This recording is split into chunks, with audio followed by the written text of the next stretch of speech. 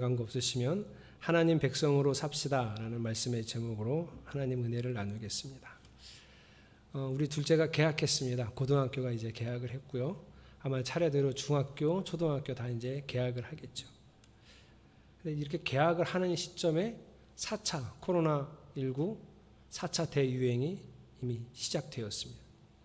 1학기 때만 해도 2학기 때는 전면 등교를 하겠다는 얘기가 있었는데 이게 가능한 일일지 의구심이 들 정도로 아주 크게 확산됐습니다. 학교를 우리 둘째가 이제 고등학교 2학년인데 이제 공부하는 습관이 많이 다 허물어졌겠죠. 저희 고등학교 다닐 때랑 생활하는 게 너무 많이 다릅니다. 그래서 이렇게 학교 생활 물어보고 친구들 물어보면 가장 큰 문제가 학력 중간층이 사라졌다는 거예요. 왜 그러냐면 원래 잘하는 애들, 혼자서 알아서 하는 애들, 부모님이 막 억지로라도 시키는 애들은 과외라도 받고 혼자서 알아서 잘하는데 왜 학교에서 야 해, 야자 막 끌어다 앉혀놓고 보충 수업 끌어다 앉혀놓고 해서 어떻게든 그 붙잡혀 갖고 하는 애들이 사라진 거죠. 그런 아이들의 성적이 뚝 떨어지니까 중간층이 사라졌다. 그래서 스스로 공부하는 힘이 없는 아이들은 이 코로나 시국에 완전히 학력이 저하되는 상황이 발생했습니다. 그런데 이 중간층이 없어진 게 학교만은 아니고요. 교회도 그래요. 물론 원래 신앙에는 중간층 없습니다. 그냥 제가 표현하기 좋게 하려고 이렇게 한 건데요. 그냥 하나님에 대한 신뢰 같은 믿음은 있었지만 그래서 겨우 예배는 드렸지만 일상에서는 전혀 하나님을 생각하지도 않고 무관하게 사셨던 성도들, 하나님을 잘 바라보지 않던 성도들은 코로나 바이러스가 예배를 습격하자 그 명맥을 유지하던 주일 예배를 놓쳐버린 거죠. 이러면서 다 무너졌습니다. 학교에서 왜 공부 안 하는 애들, 못하는 애들 막 하기 싫은데 이런 끌고 가서 시켜서 겨우 어느 정도 학력을 유지했다 그러면 교회도 아직 믿음은 요만큼밖에 없고 이게 확실하지 않은데 그래도 체면상 주일은 지켜야지. 또 한국교회가 주일 성수 잘하잖아요. 주일은 지켜야지. 이래서 주일날 와서 예배드리고 가끔 목사님이 저는 그런 편은 아닌 것 같은데 되게 많이 강조하시는 분들 있잖아요. 하라고 와서 하라고 왜 안 나오냐 이러시는 분들처럼 목사님이 저렇게 나오라고 하는데 내가 한 번은 가야지 이런 체면 신앙으로 명맥을 유지하던 분들, 코로나가 예배를 제한하고 평일 모임이 없어지고 오히려 이제는 교회를 가는 게 비이성적이고 비합리적인 사람들로 정죄되면서부터 이게 다 예배가 무너지니까 사라져버린 거예요. 요만큼 있던 신앙도 다 무너지고 없어져 버렸어요. 이제는 제가 보면 이제는 너무 무뎌져 갖고 사람들이 식당에 가거나 카페에 가면 다 마스크 내리고 잘 먹고 잘 떠들고 아주 바글바글한데요. 유독 마스크 잘 쓰고 다 썼잖아요. 제가 주중에 2번, 3번 방역을 합니다. 여기를 방역기로 방역 잘하고 식사도 안 하잖아요. 근데 교회만 나오지 않습니다. 아이러니한 상황이 발생하는 거죠. 겨우 여러분 한번 제 생각이 맞는지 한번 들어보세요. 겨우 자리를 겨우 지키던 성도들이 이제 예배를 못 나오니까 집에서 혹은 일상의 자리에서 하나님은 늘 기억하고 그분의 말씀을 잘 지키며 살겠지라고 기대하는 게 합리적일까요? 아니면 예배 겨우 드리셨던 분들이 예배도 못 드리니 이젠 다 무너졌겠구나라고 생각하는 게 합리적일까요? 후자가 맞겠죠. 교회가 우리의 신앙의 민낯이 다 드러났습니다. 우리가 얼마나 연약했는지가 아주 확연하게 나타났어요.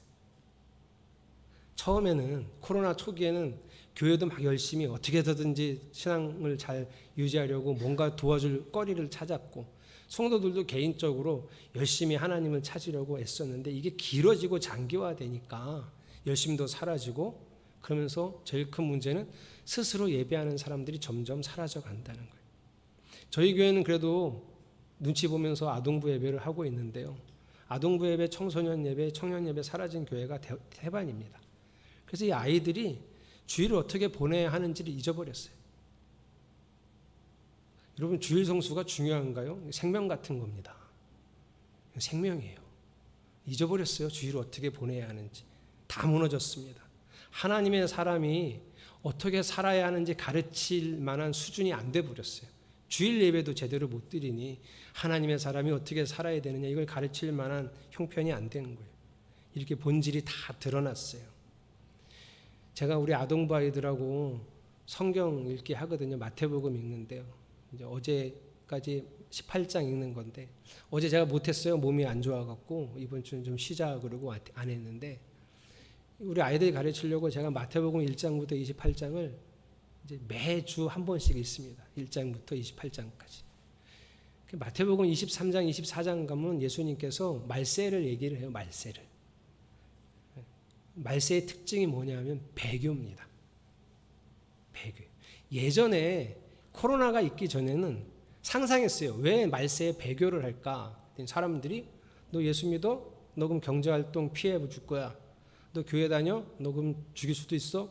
뭐 이런 생명의 위협이나 생활의 위협을 당해서 배교를 하나 보다, 이런 상상을 했었는데, 코로나를 겪으면서 지금 배교가 다 일어났어요. 이미 배교가 싹 일어나 버렸어요. 말세는 고통하는 시기이고 재난의 시기입니다. 지금이 그때예요. 근데 예수님께서 마태복음에서 뭐 마지막 때 징조 이런 걸 막 얘기하시면서 딱 한 가지만 강조하셨어요. 딱 한 가지. 깨어 있으라. 깨어 있으라. 여러분, 깨어 있기를 축복합니다. 지금 이러니까 명확하게 신앙을 드러낼 수 있어야 돼요. 진짜 믿음으로 살아가야 합니다. 여러분, 자연재해도 이렇게 보다 보면, 뉴스 듣다 보면 이건 인재입니다, 뭐 이런 얘기가 있는데, 신앙에도 인재가 있어요. 하나님이 말세에 준비하라고 하신 대로 준비하면 인재의 피해를 최소화하고 고통의 시기를 이겨낼 수 있지만, 대비하지 않으면 이렇게 무너지는 거예요. 믿음이 만큼 있었던 것 같아요. 하나님이 계신다고 믿었었는데 이게 이런 상황이 되니까 싹 무너져 버린 거예요. 그래서 말세가 두렵습니다. 그러니 여러분, 이때가 기회예요. 오늘 이진성 집사님이 기도하면서 기도한 내용처럼 이때가 기회예요. 이렇게 위기 때마다 하나님이 분명한 하나님의 능력과 은혜를 드러내셨습니다. 그래서 오늘 저는 오늘 말씀 본문을 통해서 우리가 이 말세에 지금 이런 시기에 어떻게 살아야 하는지를 얘기하고자 합니다. 이게 주제예요. 이런 시기, 코로나 시기, 신앙의 위기, 이럴 때 우리는 어떻게 살아야 되나, 이거를 이게 주제가 뭔지 확실하게 명확하게 이해하고 들으십시오. 오늘 이삭이 태어납니다. 이삭이 태어난 때가 아브라함의 나이 100살이랍니다. 5절. 아브라함이 아들 이삭을 보았을 때 그의 나이는 100살이었다. 100살에. 와, 아내가 엄청 젊었나 보다. 남자는 100살이어도 아내가 젊으면 나을 수도 있죠. 그런데 아내는 90살, 90입니다. 와, 어떻게 그 나이에 아이를 낳을 수 있지? 거기에 궁금증 갖지 말고요, 이런 궁금증을 가져보세요. 왜 하나님은 이왕 주실 거 빨리빨리 주시지 100살에 주셨을까? 100살에. 왜 100살에 얘랑 놀아주기도 힘들어. 100살은. 요즘 아빠들은 쉽지 않잖아요. 제가 아빠할 때랑 지금 30, 40대 아빠할 때랑 많이 다른 것 같아요. 아니면 제가 너무 나쁜 남편이었는지 뭐 모르겠지만 너무 다른 것 같아요. 이거 아빠하기가 너무 힘들어요. 근데 지금 제 체력으로 지금 그렇게 어린아이 아빠할 수 있느냐? 그러면 저는 포기하려고. 그건 못할 것 같아요. 근데 100살에 왜 아이를 주셨을까? 아빠하기도 힘들게. 제가 창세기 12장부터 오늘 21장까지 다시 쭉 보면서 그냥 제 마음에 이런 생각이 들었어요. 하나님이 아브라함을 이렇게 보고, 이제는 아브라함이 흔들리지 않은 내 사람이 됐구나. 이제는 전혀 무너지지 않고 의심하지 않는 내 백성이 됐구나 라고 확신하신 게 100살이었기 때문에, 복의 근원이 되어서 많은 사람들에게 복을 나누어 주는 하나님의 백성이 되는데 25년 걸린 거예요. 세상에 어떤 일이 닥쳐와도 하나님 생각하고 하나님 바라보고 하나님만 의지하면서 살아가는 그런 사람이 되는데 25년이 걸린 거예요. 처음에는 기근이 무서워서 이집트로 막 도망가셨습니다. 처음에는 하나님 말씀은 기억해서 그래 난 여기 살아야지, 롯은 더 좋은 땅을 선택해서 갔을 때 그 먼지만 풀풀 날리는 땅에 앉아서 한숨을 푹푹 쉬었던 사람이 아브라함이에요.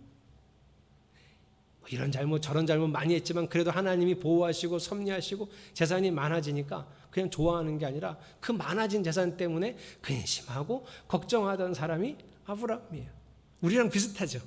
이래도 걱정 저래도 걱정, 이래도 고민 저래도 고민, 우리랑 비슷해요.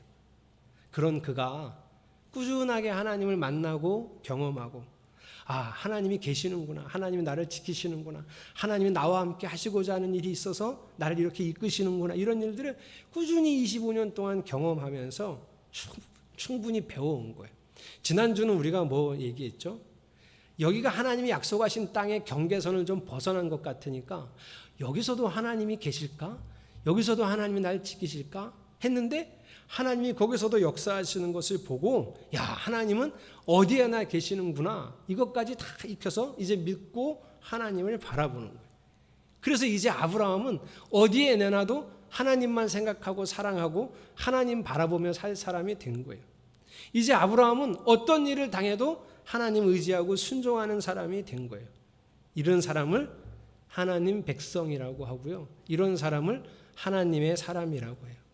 그래서 이제 중요한 일을 하나 시작하는데, 이 약속의 자녀를 주셔서 하나님 나라를 이루어갈 민족을 시작하시는 거예요. 태동하시는 거예요. 그게 이삭을 태어나게 한 거죠. 하나님 백성이 되니까 이삭을 주신 거예요. 1절 2절 주님께서는 말씀하신 대로 사라를 돌보셨다.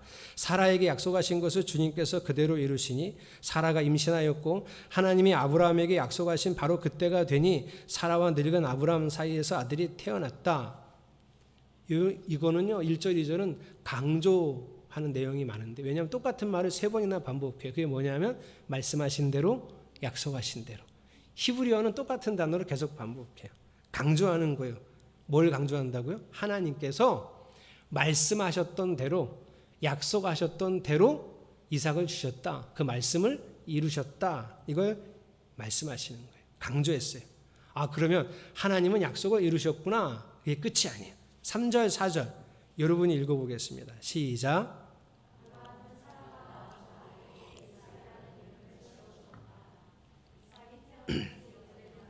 아브라함은 하나님이 분부하신 대로 그 아기에게 할례를 베풀었다. 이름을 이삭이라고 짓습니다. 왜냐하면 이 이름 하나님이 이렇게 지으라고 하셨기 때문에. 그래서 아브라함은 그대로 가져다가 이삭이라고 딱 이름을 붙입니다. 8일 만에 할례를 합니다. 이것도 하나님이 하라고 하신 거예요. 그래서 아브라함은 말씀하신 대로 합니다. 자, 이제부터 제가 하는 표현을 주의 깊게 잘 들으세요. 제가 그랬죠? 1절 2절은 강조라고요. 뭘 강조해요? 하나님이 말씀하신 대로, 약속하신 대로 이루셨다. 3절 4절은요, 아브라함이 말씀하신 대로, 약속하신 대로 이루었다. 이거예요. 그래서 그가 하나님 백성이 된 거예요. 하나님 백성은 이렇게 하는 거예요.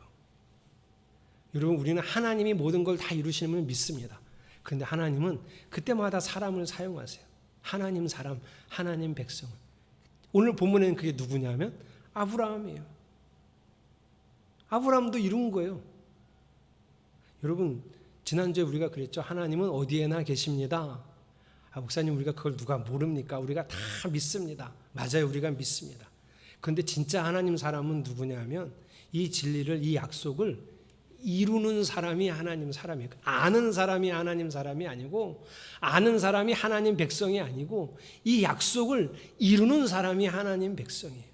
하나님이 어디에나 계신 것을 자각하고 늘 자기 생각을 엿볼 수 있는 사람, 하나님이 지금 여기 계신 것을 생각하고 늘 자기 습관을 들여다보는 사람.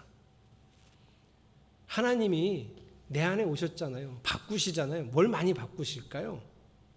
생각이요, 감정이요, 습관이요. 정말 많이 바꾸시거든요. 저는 뭐 어때 집안마다 다 집안에 흔히 쓰는 그 언어들이 있잖아요. 저희 어머니, 할머니, 할아버지는 잘 기억이 안 나고 어머니, 할머니 그리고 가끔 아버지가 많이 쓰시는 표현은 이런 거예요. 부정적인 것들은 힘들어 죽겠다. 그 다음에 누군가에 대한 불만이 있을 때, 아내나 남편이나 뭐 엄마나 이렇게 불만이 있을 때 이런 표현 많이 써요.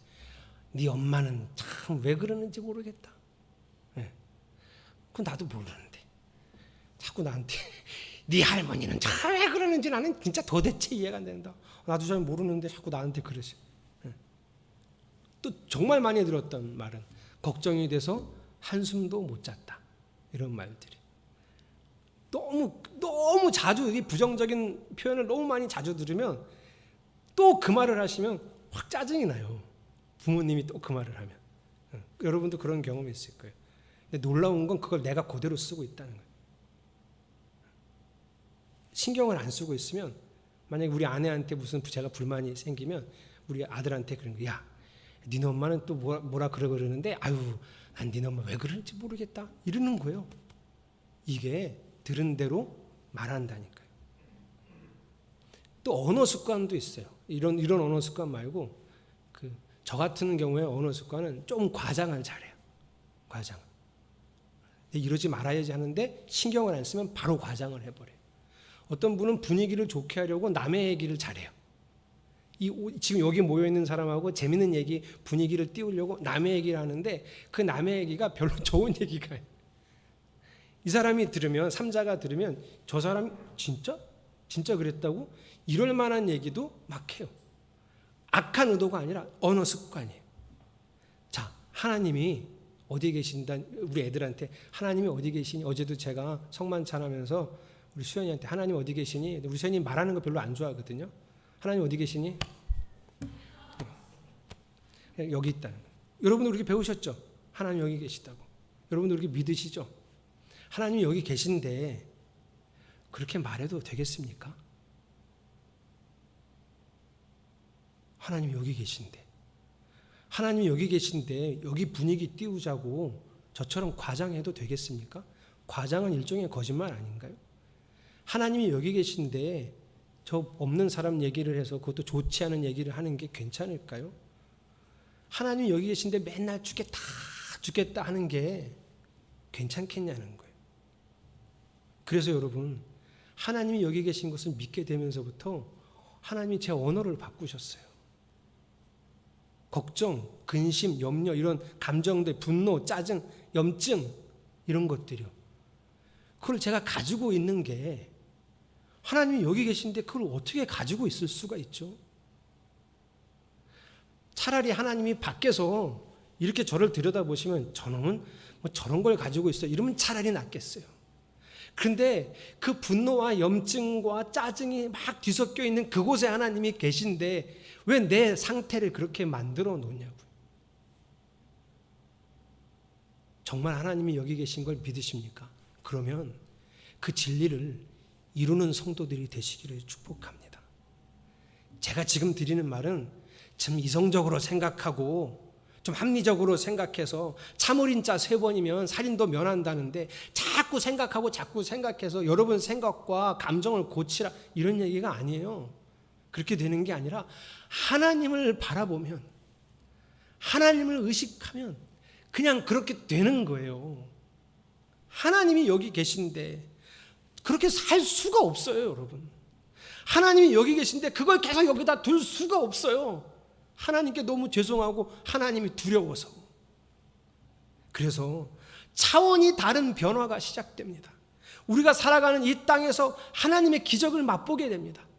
실제로 우리가 사람들이 생각하는 기적도 나타나지만 나의 변화라는 놀라운 기적은 이루 말할 수 없는 경험이 될 겁니다. 이 표현을 오늘 꼭 기억하세요. 하나님만 약속하신 대로 말씀하시는 대로 이루시는 것이 아니라는 거예요. 우리도 약속하신 대로 말씀하신 대로 이루어 가야 합니다.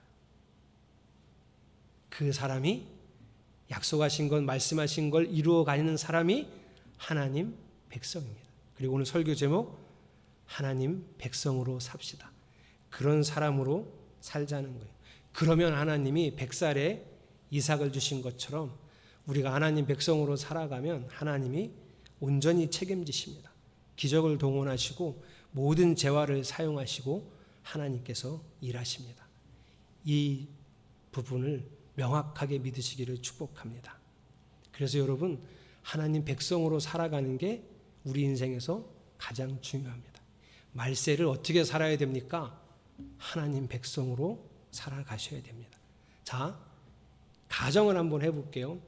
여러분 삶에 너무너무 어려운 일이 생겼다고 지금 가정을 해보세요. 각자 뭐 어려운 일은 다르겠죠. 예를 들면 질병, 암이나 너무너무 고통스러운 통증 이런 것들, 아니면 돈과 사람 문제.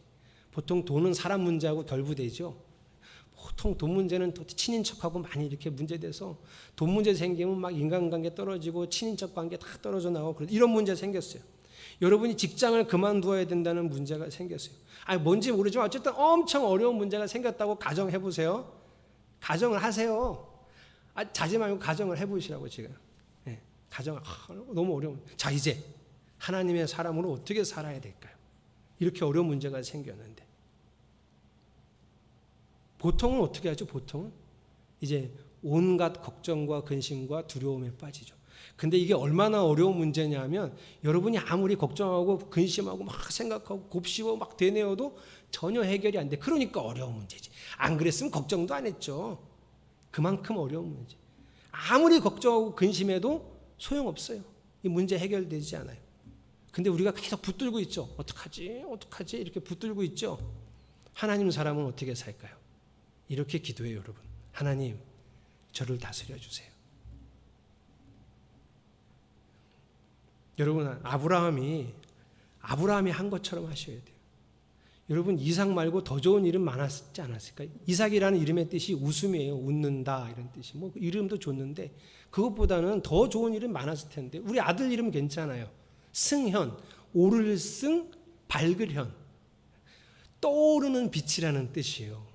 이사야 60장 일어나라 빛을 발하라. 이게 저 아들 이름이에요. 이삭보다 훨씬 좋죠. 가현, 아름다울까 밝으련. 아름다운 빛이에요. 이삭보다 훨씬 좋죠. 나는 그렇게 생각해. 나는. 그런데 그렇게 좋은 이름이 많음에도 이삭으로 지었어요. 왜요?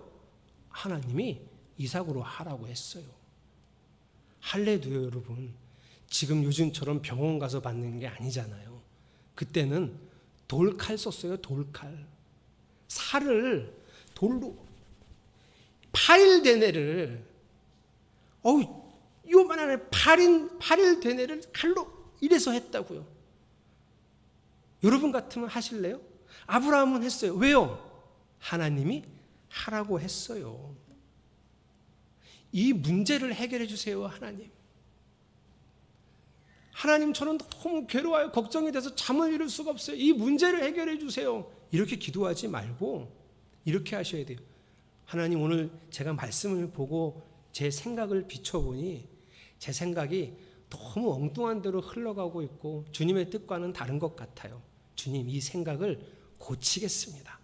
제가 생각을 고칠 수 있도록 주님 저를 이끌어 주세요. 이렇게 기도하세요. 하나님, 제가 오늘 말씀으로 제 습관을 들여다봤더니 제 습관이 너무 엉망이에요. 제 습관 때문에 제가 이렇게 된 거예요. 제 이 먹는 습관을 고치겠습니다. 제가 지난주에 한 기도예요.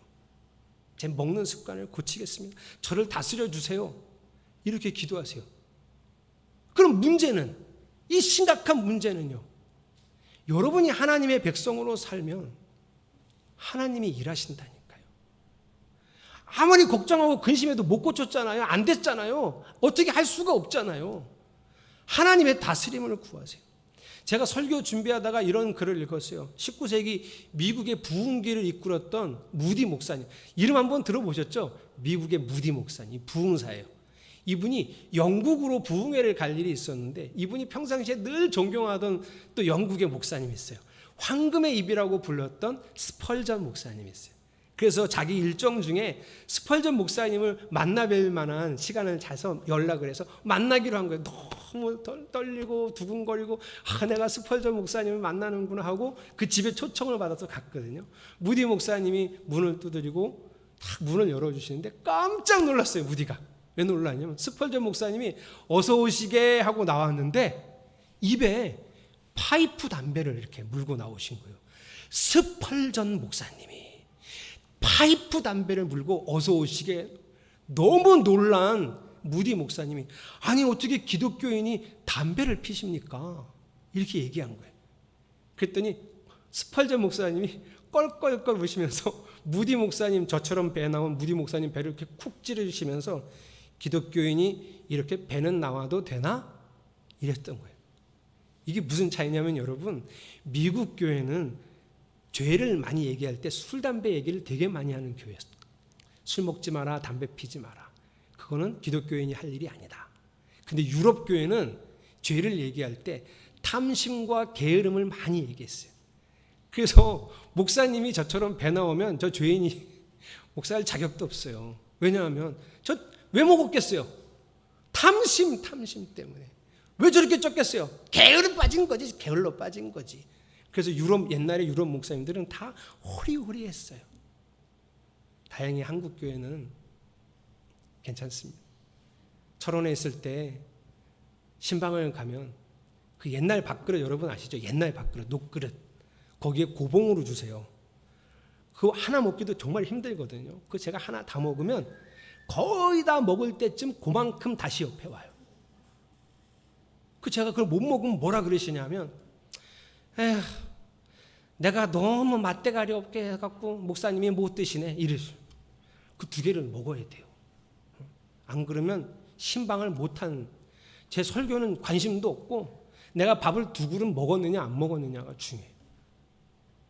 저는 그나마 이렇게 용서를 받고 있지만 제가 이 이야기를 읽고 역시 훌륭한 목사님들도 죄인이구나 그런 생각을 했고요. 그런데 이제 그 이야기 뒤편에는 이제 서로 우리가 왜 이런 생각을 하는지 얘기를 나누고 또 은혜를 나눴다는 얘기가 있어요. 하나님의 다스림이 결국은 사랑이구나. 그리고 이 배를 어찌하면 좋겠는가 이런 생각을 했어요. 제가 지난주에 그 기도를 하면서 하나님이 나의 습관을 다스려 주시기를 원했어요. 여러분 이렇게 기도하셔야 돼요. 이게 하나님 백성으로 사는 방법이에요. 목사님 그러면 문제는 누가 해결해 줍니까? 돈은 어떻게 합니까? 목사님 그러면 그 암은 어떻게 합니까? 건강은 어떻게 합니까? 여러분은 어떻게 할 수 있어요? 걱정한다고 뭐 돼요? 안 되잖아요. 하나님은요. 여러분이 하나님 자녀면 하나님 어떻게 하실까요? 하나님 가장 좋은 걸 주세요. 우리 아이들이 셋이 있는데 같이 이렇게 앉아갖고 이런저런 얘기하고 있는데 아이들이 걱정을 하는 거예요. 나 당장 30만 원 필요한데 어떻게 하면 좋지? 그래서 제가 아빠가 줄게.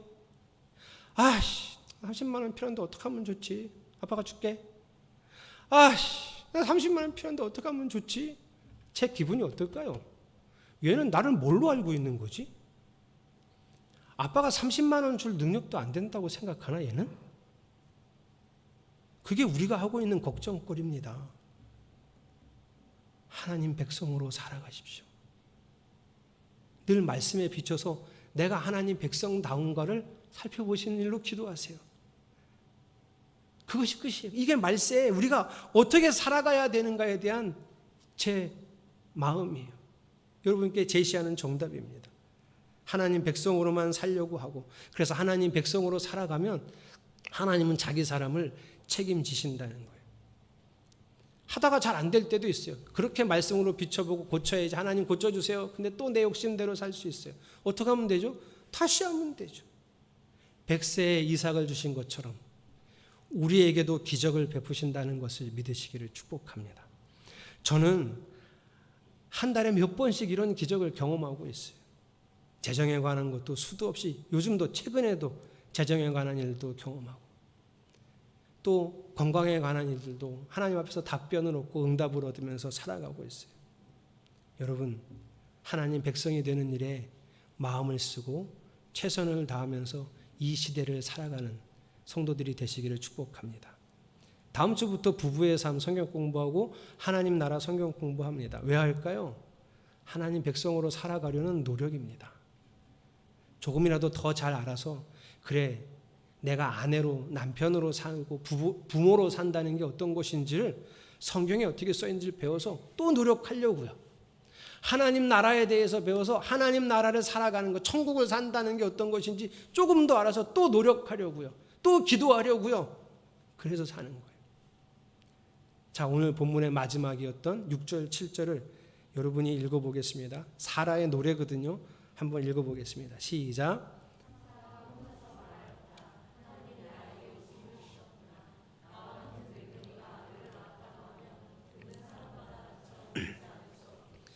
그는 말을 계속하였다. 사라가 자식들에게 젖을 물리게 될 것이라고 누가 아브라함에게 말할 엄두를 내었으랴. 그러나 내가 지금 늙은 아브라함에게 아들을 낳아주지 않았는가. 여러분 이거 노래예요. 우리 저기 젊은 사람들이 흔히 말하는 그 라임, 운율을 맞죠. 왜냐하면 이삭이라는 이름이 웃음이라는 뜻이잖아요. 그 웃음이라는 단어를 이삭의 이름을 넣어서 계속 그 웃음으로 표현한 거예요. 왜 이렇게 표현했죠? 하나님이 하셨다는 걸 말하고 싶어서 노래를 한 거예요. 자기가 하나님이 이렇게 하셨다는 걸 주변의 사람들에게 말하고 싶어서 막 웃음을 지으면서 너무 기뻐서 노래를 한 거예요. 하나님 백성으로 살면 하나님이 이런 기쁨과 즐거움을 여러분에게도 주실 줄 믿습니다. 노력하지만 시행착오를 겪을 수 있어요. 그러나 하나님의 다스림을 구하고 결국은 이루어가는 성도들이 되시기를 축복합니다. 우리가 이 땅에 사는 게 인생의 목적지는 아니잖아요. 우리의 인생의 목적지는 또 있습니다. 이 땅에서도 하나님 나라를 경험하고 결국엔 새하늘과 새 땅에서 영원히 하나님의 다스림 안에 살아가는 것. 그거 잊어버리면 안 돼요. 성도라면 그 천국을 바라보면서 살아야 하는데 안타깝게도 지금 우리의 삶이, 우리의 관심이, 그리고 삶의 고민까지 다 이 땅에 묶여있는 모습들이 너무 많이 보이는 거예요.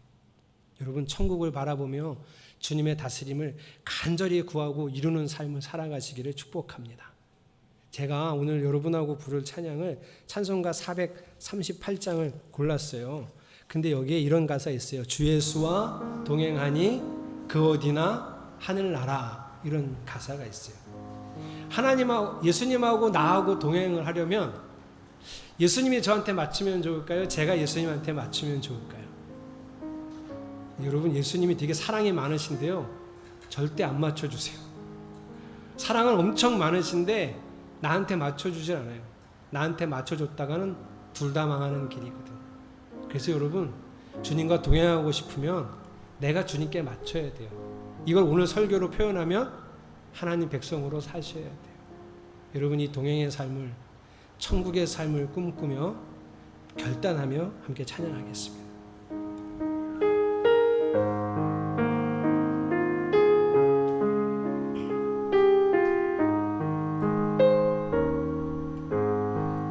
내 영혼이 은총 입어 중한 죄짐 벗고 보니 슬픔 많은 이 세상도 천국으로 내 영혼이 은총 입어 내 영혼이 은총 입어 중한 죄짐 벗고 보니 슬픔 많은 이 세상도 천국으로 와. 할렐루야 할렐루야 찬양하세.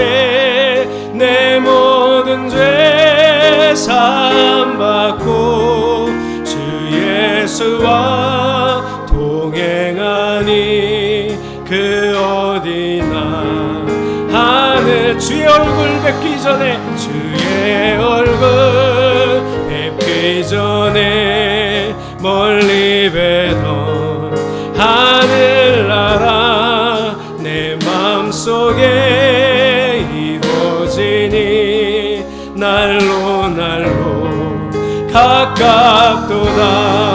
할렐루야 찬양하세. 내 모든 죄 사함